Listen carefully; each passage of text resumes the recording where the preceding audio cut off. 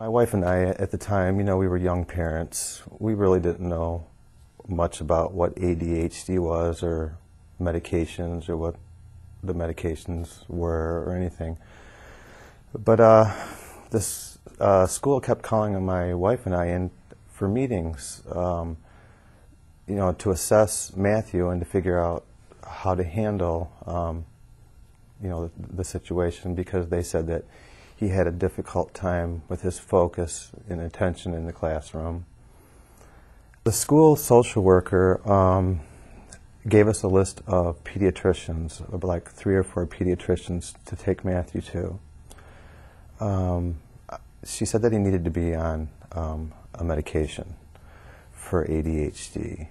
I really didn't know much, like I mentioned earlier, about medications or anything like that, but I just didn't have a good feeling. I didn't feel like, why does my son need to be on medication to go to school and learn?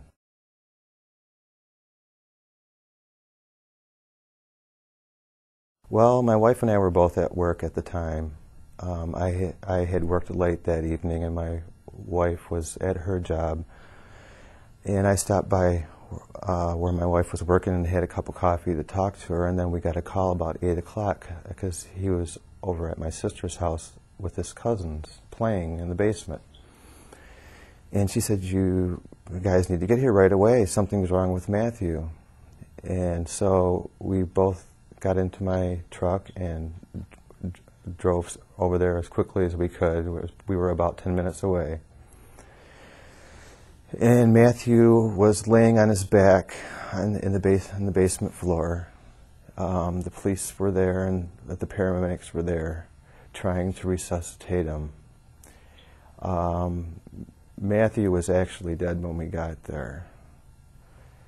But they still took him to the hospital and continued to work on him on the way to the hospital and at the hospital. And then the doctor finally came up to me and said, "Mr. Smith, this has been way too long. Your son's dead, and there's nothing we can do about it."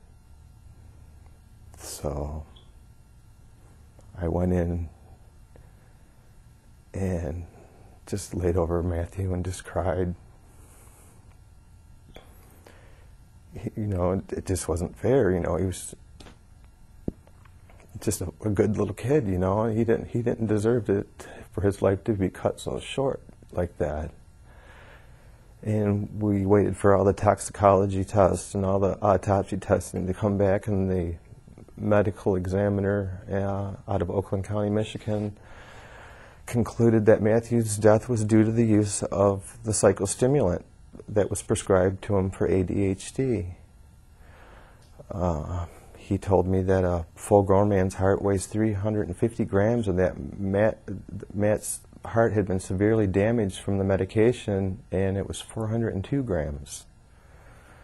So now we have some memories, some good memories of Matthew.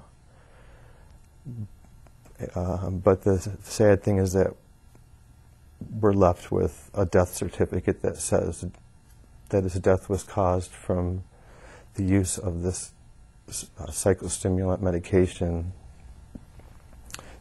that was prescribed for ADHD. I decided that my purpose and my way to deal with Matthew's death was to educate other parents so that they would not have to go through what my wife and I had to go through, which I believe is probably one of the most worst things